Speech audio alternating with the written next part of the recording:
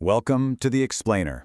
We are jumping straight into what is, honestly, one of the most thrilling cinematic scenes in early Islamic history. We're traveling all the way back to the 7th century, right into the dust and absolute chaos of the early Muslim conquests, to uncover a legend whose name literally echoes through time. Qissa Khawla bint Al-Azwar, the story of Khawla bint Al-Azwar. Let's get right into it. So picture this. It's the Battle of Beit Lahiya, near Ajnadain. The Muslim forces are clashing with this massive Byzantine army. It's intense, and suddenly, out of nowhere, a mysterious rider just appears. Historical accounts describe a knight in black attire, with a big green shawl wrapped around their waist, breaking through the Byzantine ranks like an arrow. This mysterious warrior was just pouncing on the enemy like a mighty hawk on a tiny sparrow. Even the legendary Muslim commander Khalid ibn al-Walid, a guy who had seen countless battles, was absolutely stunned by this sudden, spectacular display of skill. The bewilderment spread like wildfire through the ranks. Another top commander, Shurabil ibn Hassanah, was watching this masked knight just tear through the enemy lines with zero regard for personal safety. He actually muttered in total disbelief, "This warrior fights like Khalid ibn Walid, but I am sure he is not Khalid." The sheer ferocity was just unmatched. Everyone was asking the exact same question. So, who was this fearless warrior? When the battle finally settled down, Khalid ordered the blood-soaked knight to approach and take off their veil. The knight refused. Khalid demanded again, still a flat refusal. Finally, after multiple commands, the warrior slowly lowered the veil. And you know what? The entire army was left completely speechless. Because it wasn't a man. It was a woman. Her name was Khawla bint Al-Azwar. Part 1. The Warrior Sister. The unbreakable bond of the Banu Asad. So who exactly was this incredible woman? Well, she was the daughter of a prominent chief of the Banu Asad tribe from Makkah, which was a family known for their prestige and their early conversion to Islam.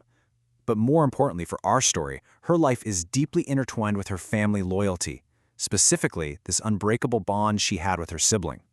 Unusually for a woman of her time, Khawla was highly trained in swordsmanship, spear fighting, and horsemanship, and guess who taught her? Her beloved older brother Dirar ibn al-Azwar. Dirar was a really famous commander in his own right, known as the bare-chested warrior because he'd literally plunge into battle without armor. Growing up, these two were just inseparable. When the military campaigns in Syria kicked off, Khawla actually initially joined the army not as a fighter, but as a medical nurse, to tend to the wounded and dying. But everything flipped when her brother Dirar was captured by Byzantine forces. Now, Khawla wasn't just a warrior, she was also a remarkably eloquent poet, which brilliantly highlights her emotional depth. When she got word of her brother's capture, she was totally overcome with grief and penned these famous verses. "Can my eyes enjoy sleep after my brother? How can one with wounded eyelids sleep?" That deep sorrow was exactly the catalyst she needed. She traded her medical supplies for armor, wrapped herself up in that green shawl, and took up arms to go get her brother back. Moving on to Part 2. Epic Battles and Rescues. A trail of legendary triumphs. Khawla didn't just fight. She allegedly turned the tide of some of the most major historical conflicts in the entire region. Look at how rapidly she made her mark here.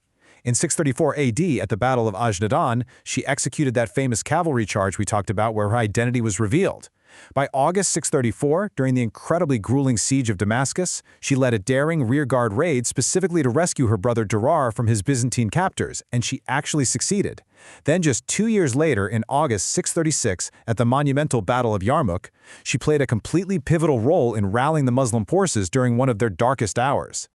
Okay, but get this, perhaps the most cinematic anecdote of all happened when Khawla herself got captured. She falls from her horse and is placed in a Byzantine leader's tent to be claimed as war booty.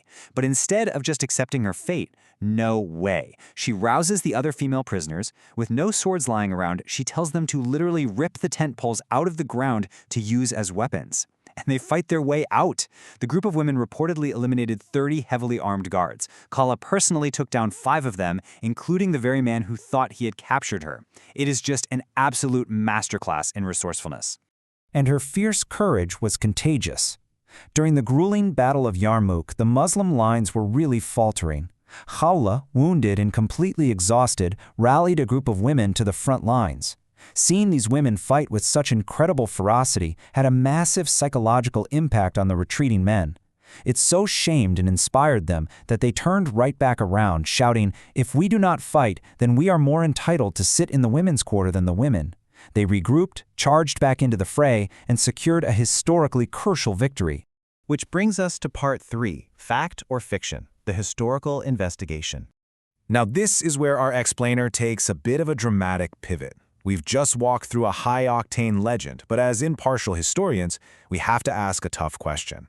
Did she actually exist? There's this intense, fascinating academic debate surrounding her reality, marked by a really stark divide. Almost all the legendary cinematic details of Khawla's heroics come from a single primary source, a book called Futu al-Sham, which was historically attributed to the 8th century historian Al-Waqidi. However, when we look at the highly respected, traditional, and super rigorous biographical dictionaries, like the works of Ibn Hajar, we find absolutely zero mention of her. None. Part 4. The Missing Historical Records. Tracing the origins of the text.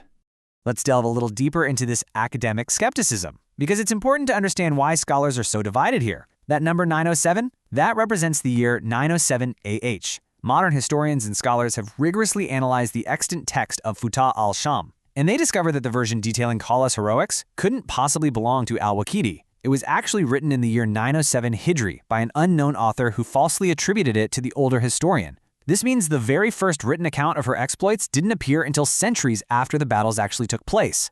And this brilliantly illustrates the problem for traditional historians. When we look at the major comprehensive biographical dictionaries in Islamic history, texts that meticulously track the lives of the companions down to the smallest detail, the silence is honestly deafening. Ibn Hajar, for example, lists 28 different women named Khawla, and he deeply profiles her brother Durar along with 3 of his brothers. Yet, in all of these incredibly detailed records, there is completely no mention of a sister named Khawla bint Al-Azwar. But to be perfectly balanced here, we have to look at the other side of the ledger. There are prominent later historians who absolutely do include her in their historical accounts. Scholars like Al-Zirikli, Ibn Khaldun, and Yaqut al-Hamawi treat her as a total historical reality.